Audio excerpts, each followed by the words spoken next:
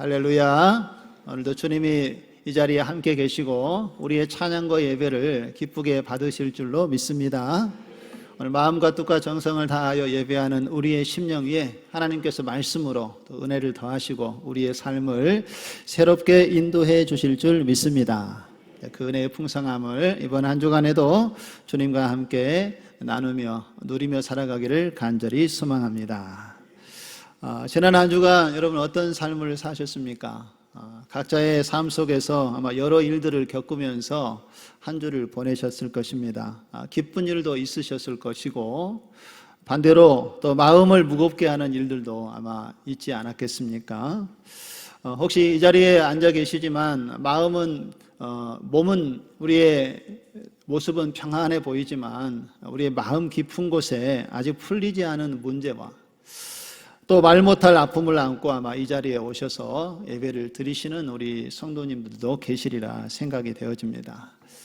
그런데 여러분, 우리는 이미 하나님께서 예수 그리스도 안에서 우리를 부르셨고 하나님의 자녀요 백성이 되도록 우리의 신분을 변화시켜 주신 줄 믿습니다. 이미 하나님의 자녀요 또 하나님의 백성임을 우리가 알기에 우리는 성도로서 또 하나님의 자녀답게 살기 위해서 또 하나님의 말씀을 붙잡고 하루하루 또 주님을 바라보고 계신 줄 믿습니다. 예수님의 제자로서 우리가 정직하게 살아가려고 애쓰시고 또 하나님 말씀대로 순종하기 위해서 말씀을 붙잡고 세상에서 지난 한 주간에도 아마 몸부림치는 그런 믿음의 영적인 싸움도 있었을 것입니다. 믿음으로 살기로 다짐하고 또 하나님의 길을 걸어가기로 약속하고 그 길을 걸어가는데 여러분 어떻습니까? 우리가 계획하고 기대하고 소원하는 일들이 우리 안에서 다 이루어지면 얼마나 좋겠습니까? 그런데 우리가 기대하고 소원하는 대로 모든 일들이 다 흘러가지 않는 것이 우리의 신앙의 여정인 것 같습니다. 때로는 믿음으로 살려고 했는데 오히려 오해를 받는 일들이 생기기도 하고요. 또 하나님 말씀대로 순종하려고 애를 썼는데 오히려 그 일 때문에 억울한 일을 겪기도 합니다. 하나님께서 우리를 붙잡아 주셔서 또 주신 사명대로 그 쓰임을 받고 있음에도 불구하고 때로는 우리가 고난의 자리에 설 때도 있는 것을 볼 수가 있습니다. 여러분, 이런 일들이 우리에게 일어날 때 우리는 이 시간에 주목해 보아야 될 한 사람이 있습니다. 그 사람이 누구인가 하면은 오늘 본문에 등장하는 한 사람입니다. 그 사람이 오늘 누구라고 얘기되어져 있죠? 스데반입니다. 스데반 집사님인데 여러분, 스데반 집사님은 어떤 사람이었습니까? 그는 이 초대교회의 최초의 순교자였습니다. 스데반은 믿음이 없이 살다가 어려움을 당했던 사람이 아닙니다. 스데반이 7 집사 중에 한 명으로 우리가 지난주에 말씀 가운데 선택되어졌던 것을 살펴보았지요. 그런데 사도들이 7 집사를 선택할 때에 그냥 선택하도록 하지 않았습니다. 그 집사를 선택할 때에 3가지 중요한 기준을 가지고 선택하라라고 이야기를 했죠. 기억나나요? 세 가지 기준이 뭐였습니까? 첫 번째가 그렇죠. 성령이 충만한 사람. 두 번째는 지혜가 충만한 사람. 그리고 세 번째는 칭찬받는 사람, 칭찬받을 만한 사람에 대해서 기준을 가지고 7 집사를 선택하라고 했는데 그 중에 선택된 한 사람이 바로 스데반이었다는 것입니다. 이렇게 그는 성령과 지혜가 충만한 가운데에 하나님께 부르심을 받고 이제 귀하게 쓰임받고 있었던 사람이지요. 그런데 그에게 오늘 그가 믿음으로 주의 길을 바라보고 섬기며 나아갔지만 그가 섬기는 사역의 현장에서 그를 위해서 그가 수고한 대로 박수 쳐주고 격려해주고 그를 칭찬해 주는 것이 아니라 오늘 말씀해 보니까 그를 거짓 고소하는 사람이 있고 이 일로 인하여서 이제 스데반이 이 순교의 길을 걸어가야 하는 모습을 우리에게 이야기하고 있습니다. 그래서 오늘 이 시간에 우리는 이 스데반의 모습을 바라보면서 믿음의 사람에게 찾아오는 고난이 있을 때에 우리는 어떻게 이 상황을 이겨낼 수 있도록 무엇을 바라보아야 하는가, 그리고 그 고난 속에서도 어떻게 하나님께 순종할 수 있는지 같이 오늘 말씀을 중심으로 함께 살피고 또 은혜를 나누는 시간을 갖도록 하겠습니다. 먼저 스데반은 이 고난의 자리에도 하나님의 말씀을 붙드는 모습을 오늘 우리에게 보여주고 있습니다. 사도행전 7장의 전체의 배경을 좀 살펴보면요, 오늘 읽은 본문의 말씀은 우리가 사도행전 맨 마지막 부분만 읽었는데 사실은 오늘 본문 전체를 우리가 살펴봐야 하는데 사도행전 7장을 보니까 여러분 내용이 굉장히 길지요. 앞에 보면은 2절에서 53절까지에 보면은 스데반이 이 공회 앞에서 설교한 내용이 나와 있습니다. 그래서 상당히 많은 부분이 이야기되어지고 있고 오늘 우리가 시간 관계상 다 읽지는 못하고 7장의 마지막 부분만 말씀을 읽었습니다. 그래서 7장이 어떠한 내용인지 배경을 좀 간단하게 살피고 오늘 본문으로 들어가도록 하겠습니다. 스데반은 지금 산헤드린 공회 앞에 지금 붙들려 와서 지금 신문을 받고 있는 상황입니다. 좋은 일로 왔을까요? 좋지 않은 일로 왔을까요? 좋은 일이었으면 왔을 리가 없겠죠.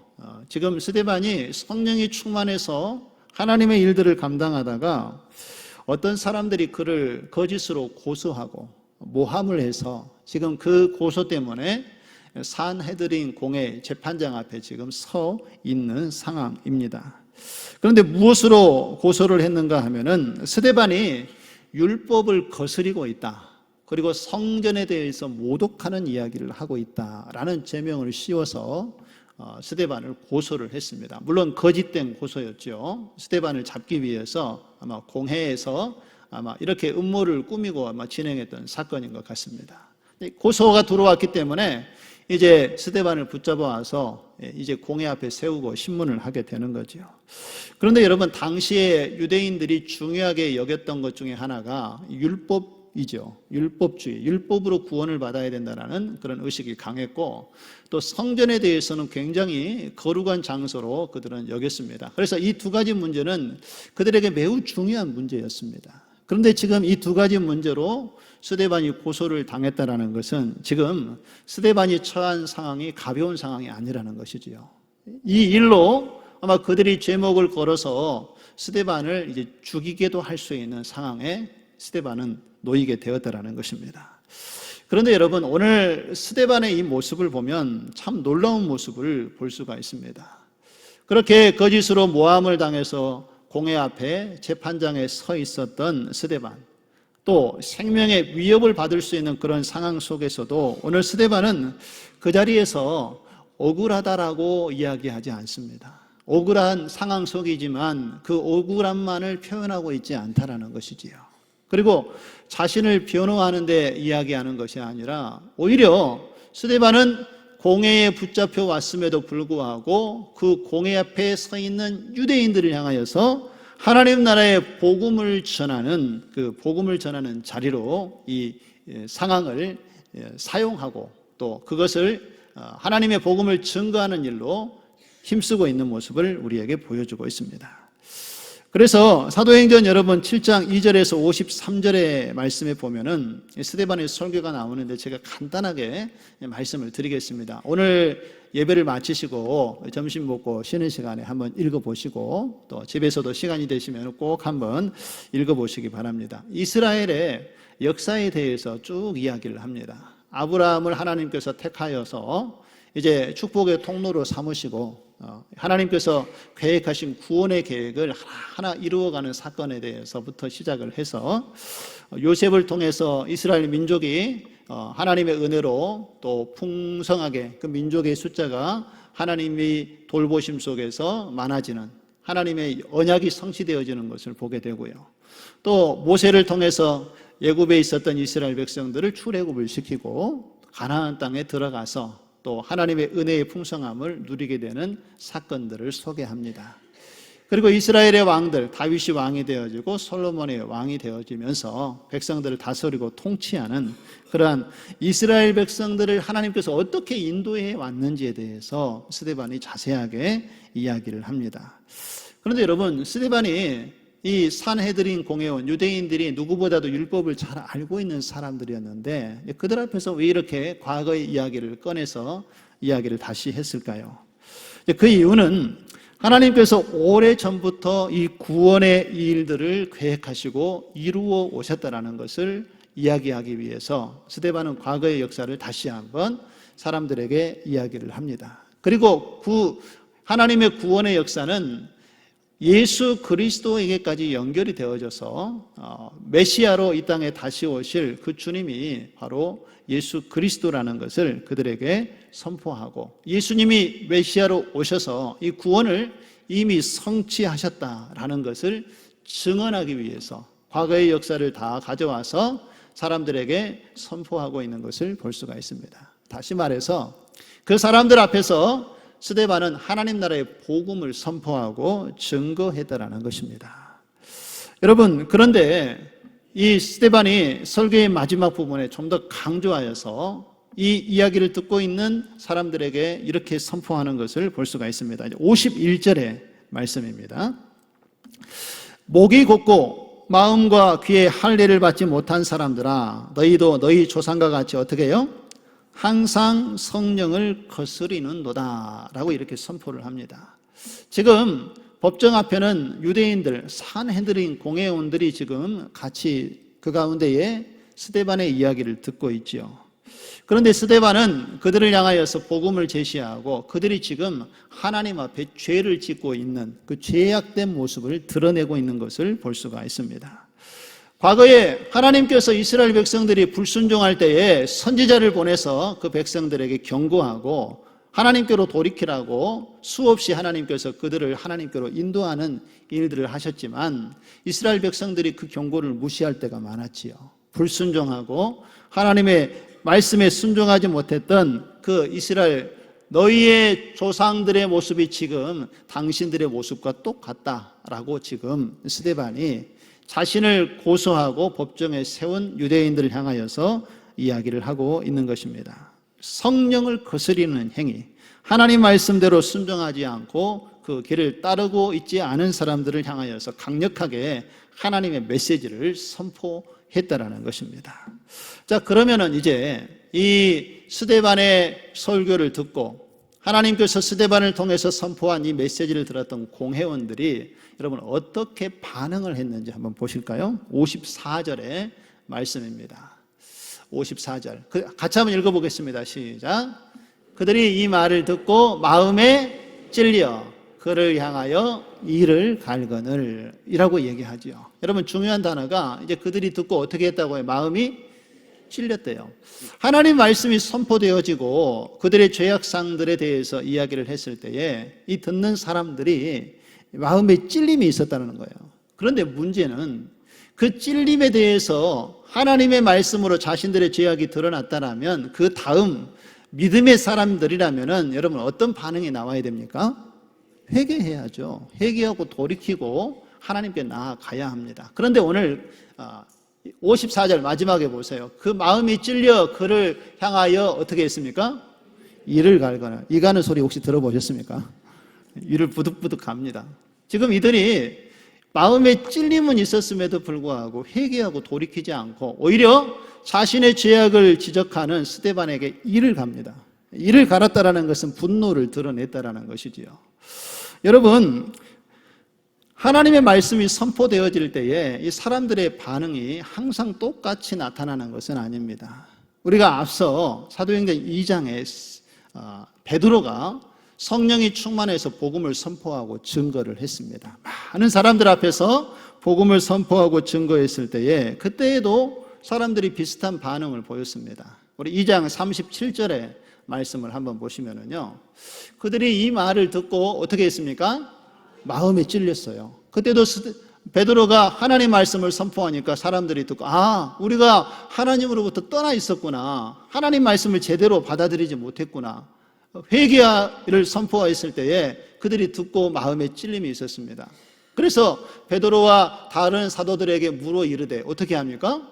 형제들아, 우리가 어찌할꼬 우리가 이런 죄 가운데 있었는데 이제 하나님 말씀을 듣고 보니까 우리가 하나님 말씀대로 살지 못해서 어찌해야 될까라고 사도들에게 물었다라는 거예요.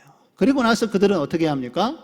사도들의 가르침을 따라 회개합니다. 그리고 하나님께로 돌이키지요. 그러면서 베드로가 설교했을 때 3,000명이 회개하고 하나님께로 돌아옵니다. 마음의 찔림 가운데 회개와 회복의 역사가 나타났다라는 것이지요. 그런데 오늘 산헤드린 공회원, 누구보다도 율법에 대해서 잘 알고 있었던 사람들이었지만 그들은 하나님의 말씀을 듣고 이 스데반의 설교를 통해서 마음에 찔림이 있었지만 오늘 54절 마지막에 그들이 어떻게 했다고요? 이를 갈았다라는 거예요. 분노하고 회개의 자리로 그들이 나아가지 못했다라는 것입니다. 오히려 하나님의 말씀을 듣고 마음의 문을 열고 하나님을 영접하고 받아들이고 믿음의 길을 걸어가는 것이 아니라 그들의 마음의 문을 확 닫아버렸다는 거예요. 말씀을 믿음으로 받아들이지 못했습니다.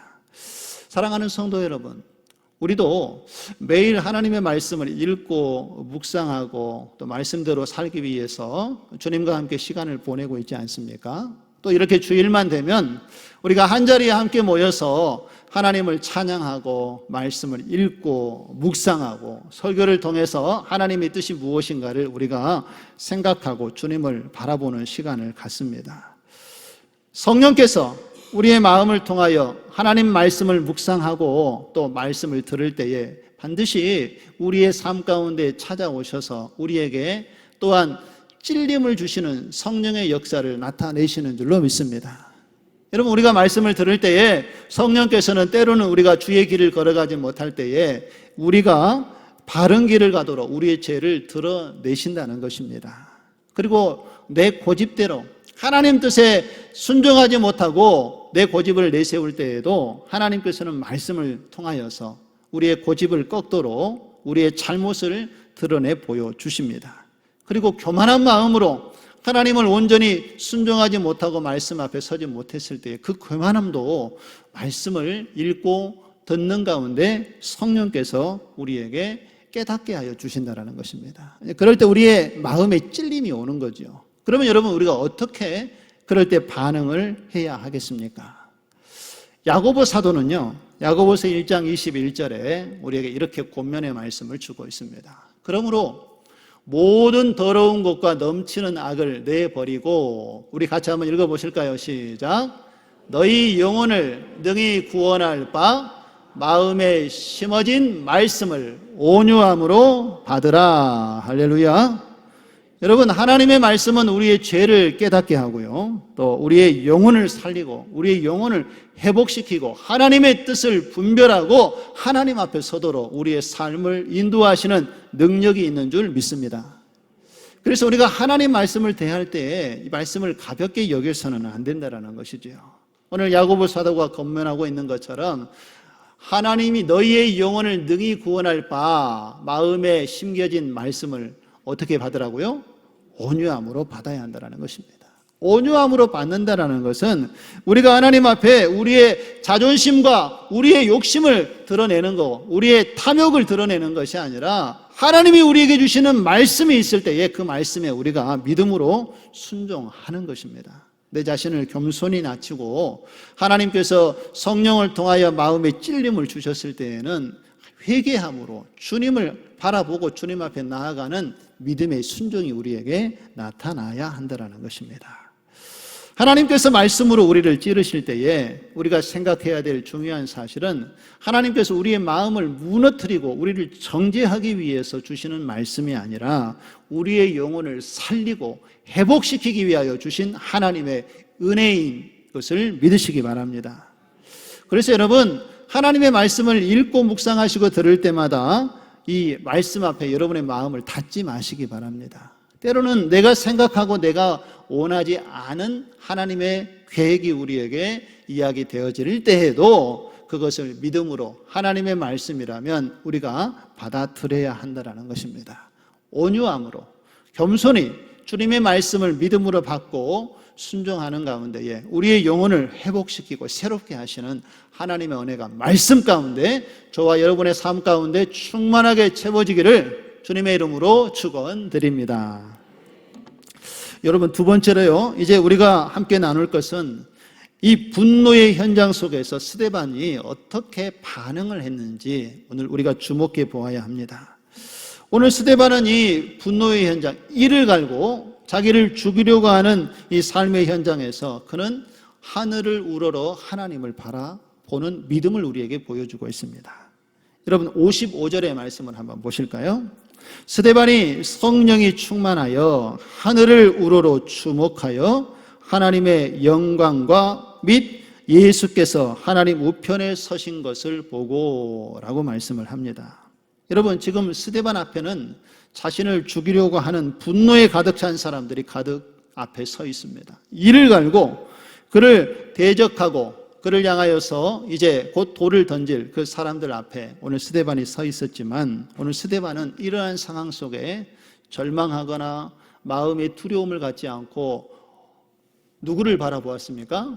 하늘을 향하여 하나님을 믿음의 눈으로 바라보았다라는 것입니다. 그 하나님을 바라보니 그 앞에 하나님의 영광이 보여지고 하나님 우편에 서 계신 예수님을 보게 되었다라는 것입니다. 할렐루야. 믿음의 눈을 들어 하나님을 보니 하나님께서 우리를 지켜보고 계시고 또 우리의 중보자 되신 예수님께서 여전히 우리를 위해서 약속하신 대로 기도하고 우리의 힘이 되어주시겠다고 약속하고 있는 그 하나님께서 보여주시는 확신이 그의 마음속에 하늘을 우러러 하나님을 바라볼 때에 자리 잡게 되었다는 것입니다. 여러분 이것이 믿음의 사람의 시선인 것입니다.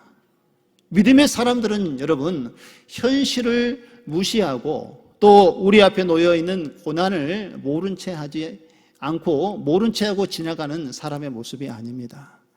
우리의 삶 가운데에 어려움이 있고 현실에 감당하기 어려운 일들이 우리에게 일어난다 할지라도 그 현실을 믿음의 눈으로 바라보고 그 현실보다 더 크신 하나님을 바라볼 수 있는 영적인 눈이 열려 있는 사람이 바로 믿음의 시선을 가지고 있는 사람이라는 것이지요.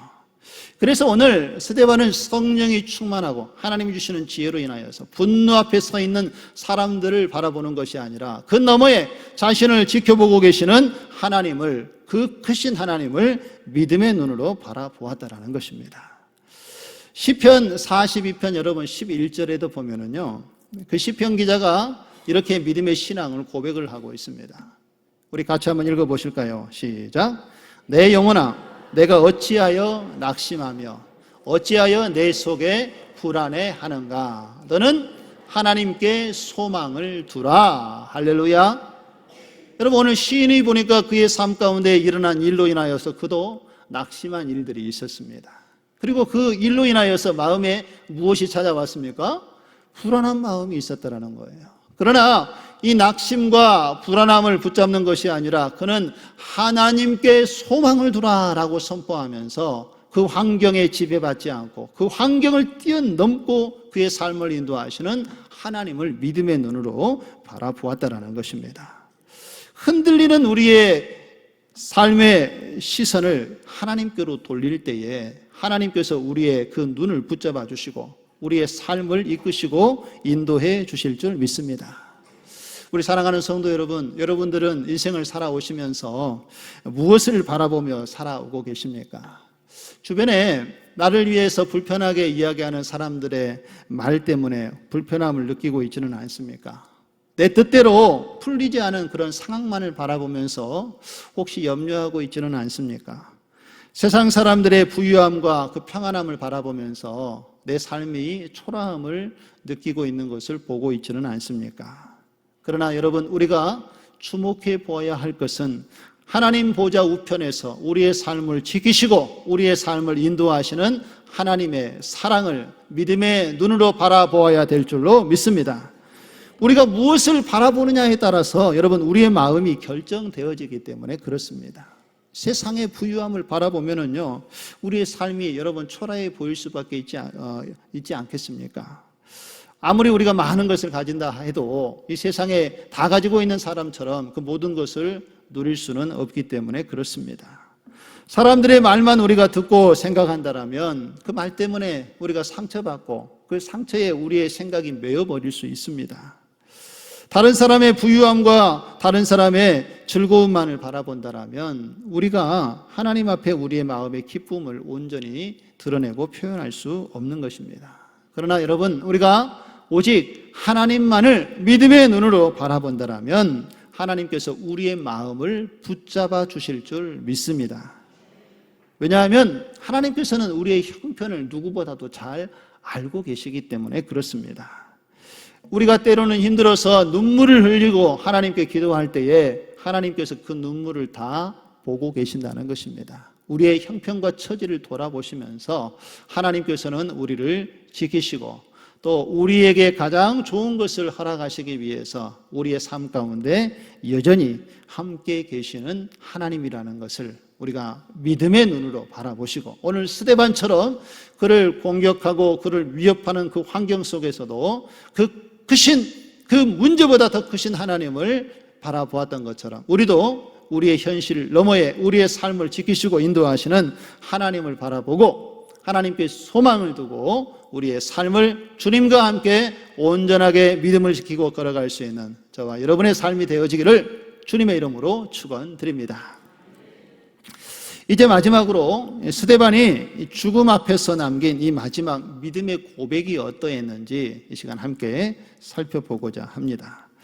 여러분, 스데반이 하나님의 영광을 선포하고 또 예수 그리스도가 지금 하나님 우편에서 우리를 보좌하고 하나님을 보좌하고 우리를 지켜보고 계신다는 그 믿음을 선포했을 때에 이 이야기를 들었던 당시에 유대인들, 이 산헤드린 공회원들은 이제 더 이상 스데반의 이야기를 듣고 있을 수가 없었습니다. 그들은 하나님을 모독한다 생각을 하고 이제는 그들이 큰 소리를 지르고 그리고 스데반이 선포하는 복음의 소리를 듣지 않기 위해서 길을 틀어막고 일제히 스데반에게 향하여 달려갑니다. 그리고 그를 잡아 성 밖으로 끌어내어 그들이 스데반에게 뭘 던집니까?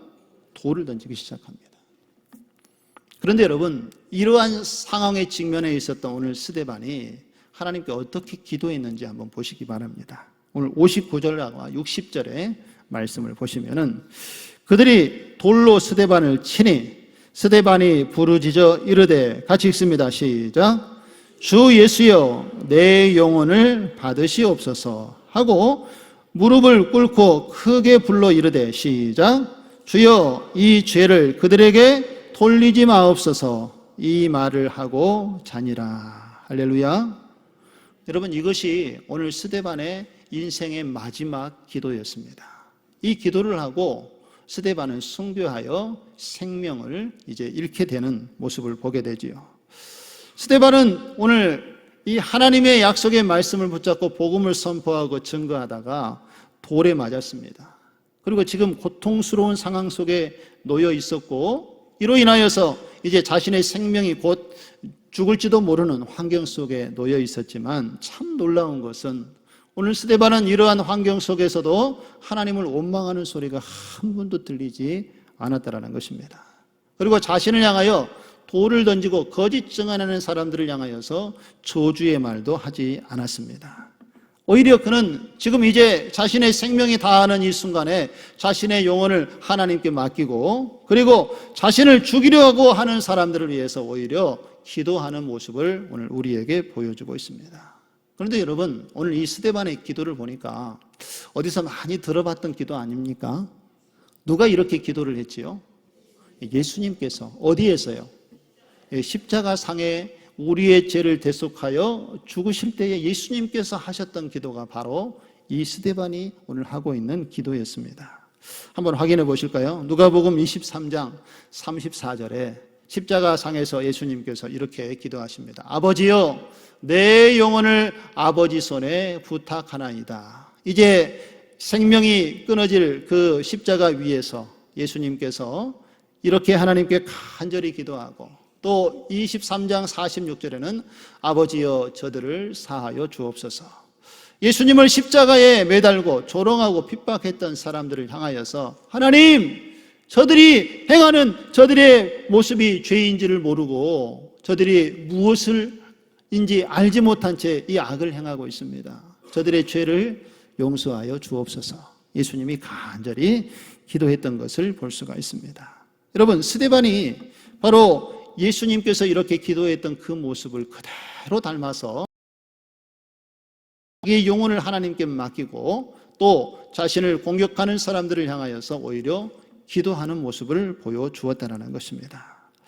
여러분, 스데반의 삶의 모습을 보면은요, 그런 성령이 충만한 가운데에 그 위협 속에서도 복음을 전하는 삶을 살았습니다. 그리고 그의 인생의 마지막에 그는 예수 그리스도의 복음을 선포하면서 예수님을 닮은 사람으로 그의 인생이 맞춰지는 것을 볼 수가 있습니다. 사람들은 돌을 들어서 스데반에게 그 돌을 던져 그를 무너뜨리려 했지만 그의 믿음은 무너지지 않았습니다. 오히려 그의 몸은 쓰러졌지만 그의 시선을 끝까지 주님을 향하여서 그는 믿음을 지켰던 것을 볼 수가 있습니다. 여러분, 스데반의 모습을 보면은 어떠한 생각이 드십니까? 그가 어떠한 잘못을 해서 지금 어떤 고난과 어려움에 처해 있는 것이 아닙니다.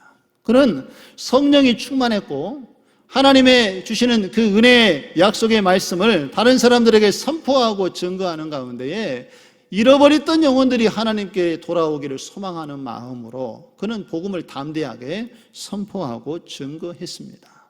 그럼에도 불구하고 그의 삶 가운데 이런 고난과 역경과 어려움이 찾아오게 되었다는 것입니다. 그래도 놀라운 것은 오늘 스데반은 이러한 환경 속에서도 그 믿음이 흔들리지 않았다는 거예요. 누구를 바라보았기 때문에요? 하나님을 바라보았기 때문에. 하나님이 여전히 나와 함께 계시고 내 삶을 붙잡고 계신다는 확신과 믿음이 있었기 때문에 그 환경 속에서도 믿음을 지킬 수 있었다는 것입니다. 사랑하는 성도 여러분, 우리의 삶도 마찬가지입니다. 우리의 신앙도 마찬가지입니다. 우리가 하나님의 말씀을 붙잡고 또 성령이 충만한 가운데 은혜를 입고 하나님의 말씀에 믿음으로 순종해서 살아가지만 언제나 그 결과가 우리가 원하는 방식으로 나타나지 않을 때도 있다는 것입니다. 어떤 분들은 그런 고민들을 하고 가끔 상담을 하러 오십니다. 아니 목사님, 제가 잘못한 것도 없고 정말 성령 가운데에 하나님의 은혜를 힘입고 주를 위해서 봉사하고 또 하나님이 주신 은혜에 감사해서 11조 드리고 감사 예물도 드리고 또 다른 사람들을 위해서 섬기는 일을 애쓰고 힘쓰는데 왜 제게 이런 고난이 닥쳐오게 합니까? 왜 고칠 수 없는 질병이 내게 와서 나를 이렇게 힘들고 어렵게 합니까? 라고 상담을 하시는 분들이 있습니다.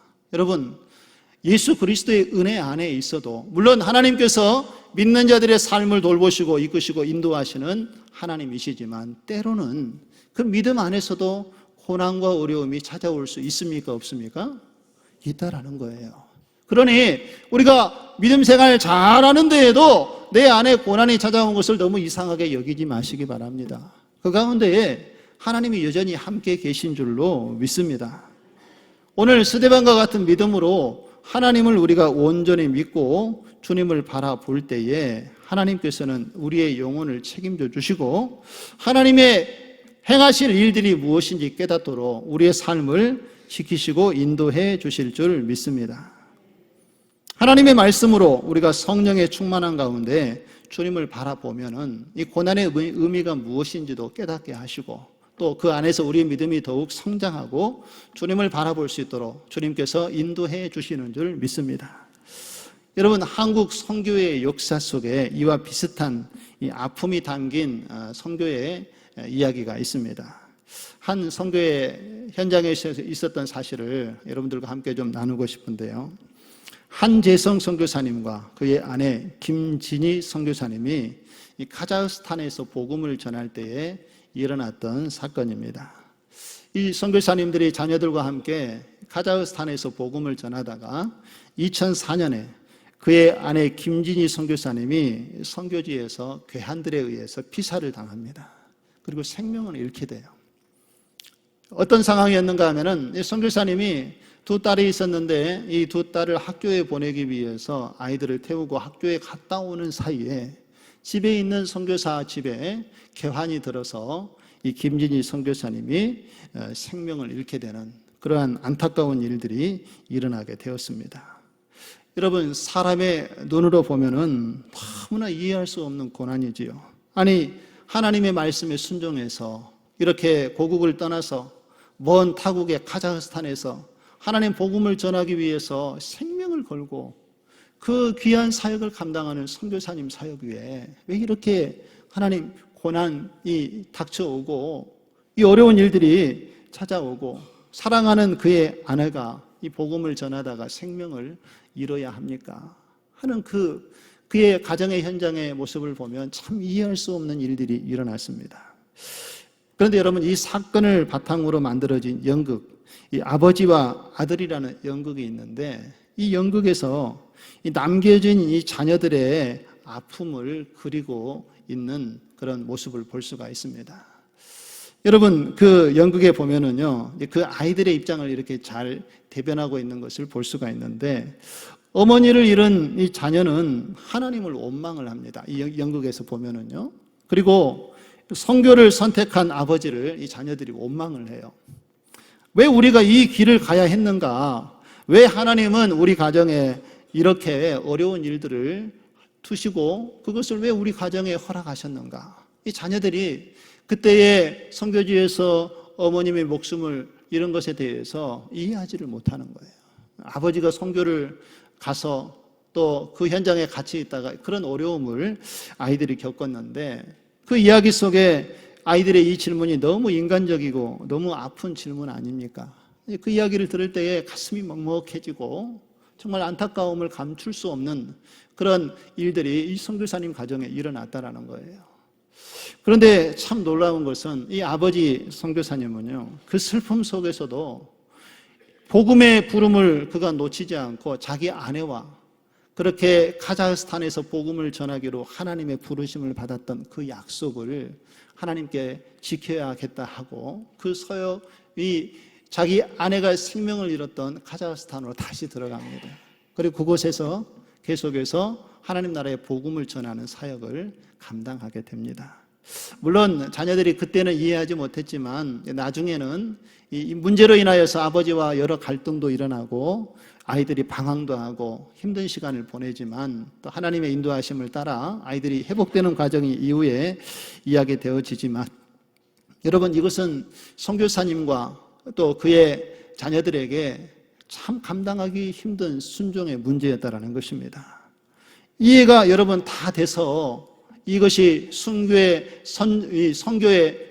모습으로 또 하나님께서 이끄시는 대로 순종의 모습으로 나타나는 문제라면 얼마나 좋겠습니까? 그러나 믿음의 신앙을 지키고 있는 사람들에게 있어서 이와 같은 경험은 상식적으로 참 이해하기 힘든 문제였다라는 것입니다. 그런데 오늘 선교사님은 이 모든 것을 하나님께 맡기고 그 상황을 하나님께 의지하면서 순종의 길을 걸어갔습니다. 그리고 그를 통하여서 하나님께서 그의 역사를 주님 안에서 이루어가는 모습을 보여주었다는 것입니다. 여러분, 믿음이라는 것은요, 우리가 다 이해되어져서 받아들이고 순종하는 것이 아닙니다. 우리가 이해되지 않은 고난 속에 있다 할지라도 내 하나님께서 나를 통하여 그 길을 걸어가기 원하시고 내가 너와 함께 하기로 약속한 하나님의 은혜가 있다라면 그 믿음을 붙잡고 우리가 하나님 앞에 나아가는 것, 이것이 하나님께서 이 시대에 믿음의 신앙을 지키고 살아가는 성도들에게 주시는 하나님의 말씀이라는 것입니다. 여러분, 스데반의 죽음도 바로 그런 모습 아니었겠습니까? 사람의 눈에 보면은 이 스데반의 죽음은 실패의 모습으로 보였습니다. 그러나 하나님은 그 순종의 길을 통해서 복음의 문을 활짝 열어주셨다는 것입니다. 여러분, 스데반이 죽고 순교한 이후에 이제 이 예루살렘의 핍박은 더 심해졌습니다.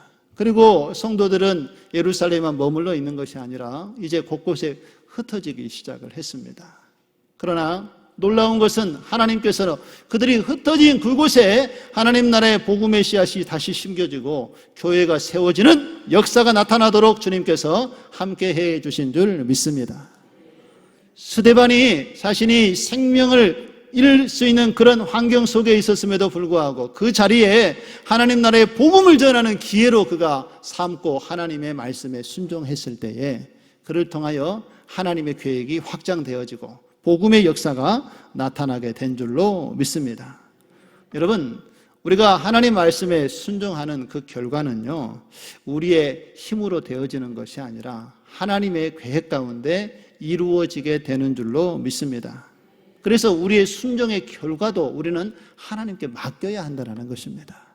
우리는 하나님 말씀에 순종할 때에 가끔 그런 생각들을 많이 하죠. 그 순종에 대한 기대감이 있습니다. 이렇게 내가 하나님께 순종하면 하나님 이 정도 하나님께서 또 채워주시고 또 그 결과를 보여주셔야 되지 않습니까? 하는 그런 기대감이 있지만 여러분, 참된 믿음의 순종은요, 그 결과까지도 하나님께 맡길 줄 알아야 된다는 것입니다. 내가 원하는 대로, 내가 기대하는 대로 결과가 나오지 않을 수도 있습니다. 그러나 하나님께서는 더 큰 일들을 계획하시고 주님의 역사를 이루어 가시는 하나님이 되어 주시는 줄 믿습니다. 어떤 사람들에게는요, 오늘 스데반을 보면은 스데반은 짧은 인생을 살았지만 그의 삶을 통해서 복음이 초대교회에 확장되도록 그를 하나님께서 사용하셨습니다. 그러나 여러분, 예수님의 사도들, 함께 예수님과 동행했던 제자들의 대부분은 다 복음을 전하다가 순교의 길을 걸었습니다. 그런데 12 사도들 중에 가장 오랫동안 살았던 사도가 한 명 있습니다. 그 제자의 이름은 요한입니다. 요한계시록을 기록했던 요한. 그는 아마 유배지에서 생활을 오래 했기도 했지만 그가 나이가 들어서 거의 늙어서 죽음을 맞이했던 사람입니다. 그러나 하나님 그를 통해서도 또 이 하나님 나라의 계시를 계속해서 이 땅에 선포하고 드러내기 위해서 그런 또 특별한 하나님의 방법으로 그를 사용하셨던 것을 볼 수가 있습니다. 여러분, 우리가 하나님 앞에 쓰임받는 것은 우리의 결과로 되어지는 것이 아니라 하나님께서 그 모든 결과물도 다 책임지시고 인도하시는 하나님이라는 것을 믿고 말씀에 의지하여 믿음으로 순종하는 것도 중요하고요, 결과도 하나님께 맡길 수 있는 믿음이 우리에게 필요하다라는 것을 오늘 스데반을 통하여서 하나님께서 우리에게 분명하게 말씀해 주고 있습니다. 그러므로 우리 고난받는 성도들이 계십니까? 힘을 내시기 바랍니다. 하나님께서 살아 역사하시고 우리의 삶을 지켜주시는 줄 믿습니다. 순종했는데 여러분, 혹시 어려운 일들이 우리에게 찾아오셨다라면 그 일 때문에 낙심하고 두려워하지 마시기 바랍니다. 하나님께서 우리를 지켜보고 계시고 우리의 삶을 이끌어 주실 줄 믿습니다. 그리고 하나님께서 계획하신 선한 역사가 이루어지도록 우리의 삶 가운데 함께 해 주실 줄 믿습니다. 전능하신 하나님을 이번 한 주간에 또한 바라보시고 믿음으로 승리하며 하나님 앞에 설 수 있는 저와 여러분 되시기를 주의 이름으로 축원드립니다.